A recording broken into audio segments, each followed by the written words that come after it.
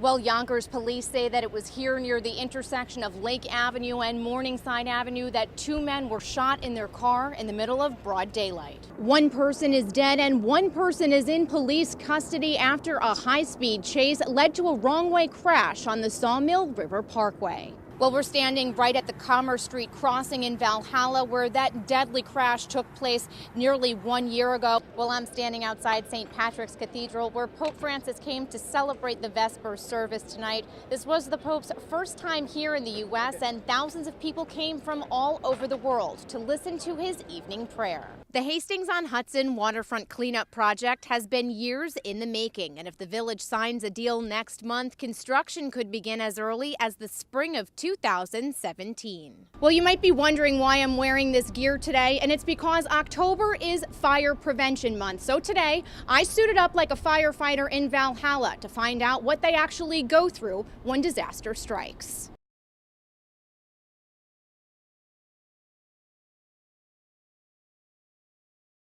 One person is dead and one person is in police custody after a high-speed chase led to a wrong-way crash on the Sawmill River Parkway. The Sawmill River Parkway was shut down in both directions for hours Tuesday after an NYPD police chase that began in the Bronx ended in a multi-vehicle accident on the northbound side of the parkway.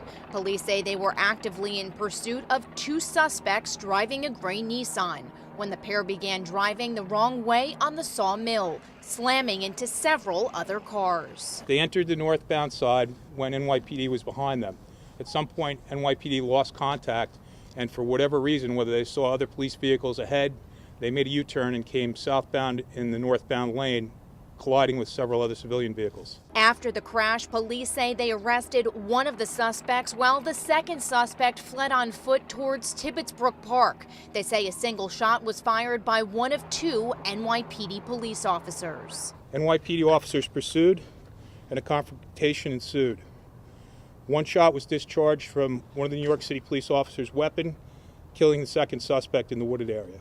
Police would not say why they were in pursuit of those two suspects. They say that is still under investigation. The two NYPD officers that were involved in the chase are now being hospitalized, and the Sawmill River Parkway has reopened to traffic for drivers coming southbound. If you are traveling northbound, however, you should try and find an alternate route if you can. In Yonkers, Carolyn Fortino, FiOS 1 News. Well, I'm standing outside St. Patrick's Cathedral where Pope Francis came to celebrate the Vespers service tonight. This was the Pope's first time here in the U.S. and thousands of people came from all over the world to listen to his evening prayer.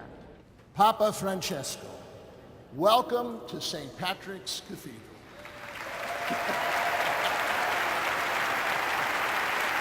Pope Francis received a warm welcome from Cardinal Timothy Dolan, along with thousands of onlookers who packed into St. Patrick's Cathedral and lined the streets of New York City. The evening Vespers service began with Pope Francis sending his condolences to the Muslim community, following a stampede that left more than 700 people dead today during a pilgrimage in Mecca. Throughout Pope Francis's homily, his message to the people was clear, that gratitude and hard work are the two pillars of spiritual life.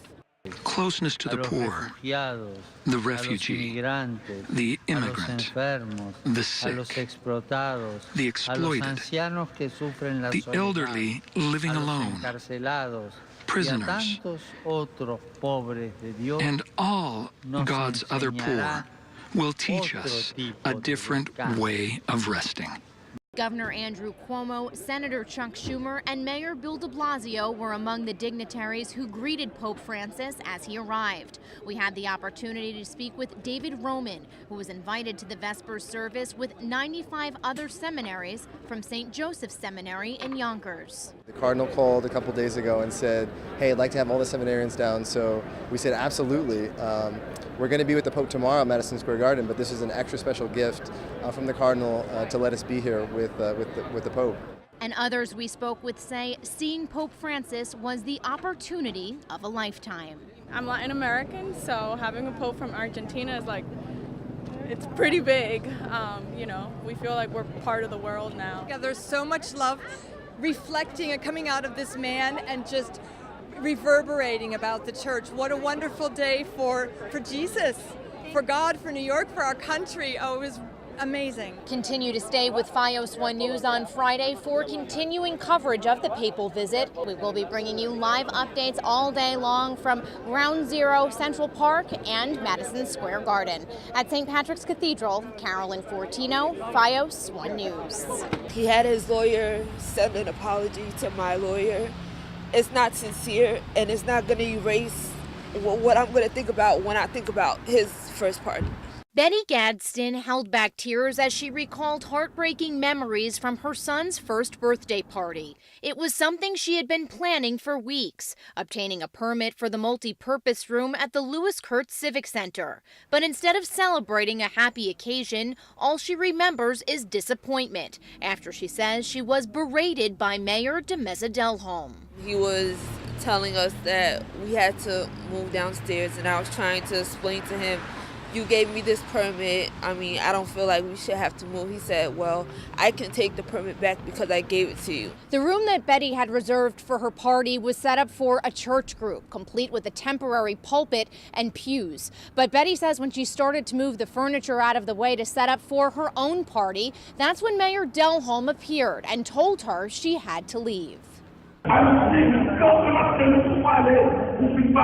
The entire altercation was captured with this cell phone video obtained by FiOS 1 News. The volume is turned down because Betty's attorney says Delhome was using derogatory language towards Betty in his native tongue of Creole. And this is not the first time, apparently, Delhome has become enraged towards his constituents. In this clip, the mayor can be heard shouting that he is the king of Spring Valley during a council meeting. That's the king! That's the king! You heard it from the king! Betty says the room she was forced to move to was an old, cluttered game room with pool tables and a piano, missing ceiling tiles, and it did not have heat. Betty's attorney contacted the mayor's office to ask him for a formal apology. But when Delhome spoke with FiOS 1's managing editor, Delhome said, quote, "My behavior is perfect. I can speak to anybody when I want to, how I want to." Still, Betty hopes the silver lining in all of this is teaching Mayor Delhome a lesson. I don't feel like that was right, and I don't think that I'm the only person that this has happened to. And I just want him to be aware of, his actions, because they do affect people. Now, I came here to the mayor's office to see if I could speak with him in person, but I was told he was unavailable, and we are waiting to hear back from him. In Spring Valley, Carolyn Fortino, FiOS 1 News. Well, you might be wondering why I'm wearing this gear today, and it's because October is Fire Prevention Month. So today, I suited up like a firefighter in Valhalla to find out what they actually go through when disaster strikes. Rubber boots, flame-resistant pants, and a jacket, a compressed air tank, and a helmet. These are just some of the tools I strapped on to become a firefighter for the day. With wax paper in my face mask to obscure my vision, I completed a live firefighting scenario in a smoke-filled building. Crawling on my hands and knees to rescue victims in a simulated environment, the training center allowed us to show people at home what firefighters deal with on a daily basis. Even with the weather that's coming, with that hurricane, there could be everything from wind damage, trees coming down, flooding. We have to clear the roads. We do everything except crime. While the focus of the training demonstration was fire rescue, severe weather preparation also played a role. Officials telling us that they have been developing a plan for Hurricane Joaquin's possible landfall for about a week. Hire more guys to be on the rigs. Again, we're 24/7 anyway. We would probably check all of our different equipment to make sure it's ready. We have boats and things like that that could be used in case there's water issues. Each of the larger cities has rescue rigs, and we would probably go over all that equipment, make sure everything is in place. Yeah! This is the first year that the Fire Training Center offered the simulation program, and they plan to continue it next year. In Valhalla, Carolyn Fortino, FiOS 1 News.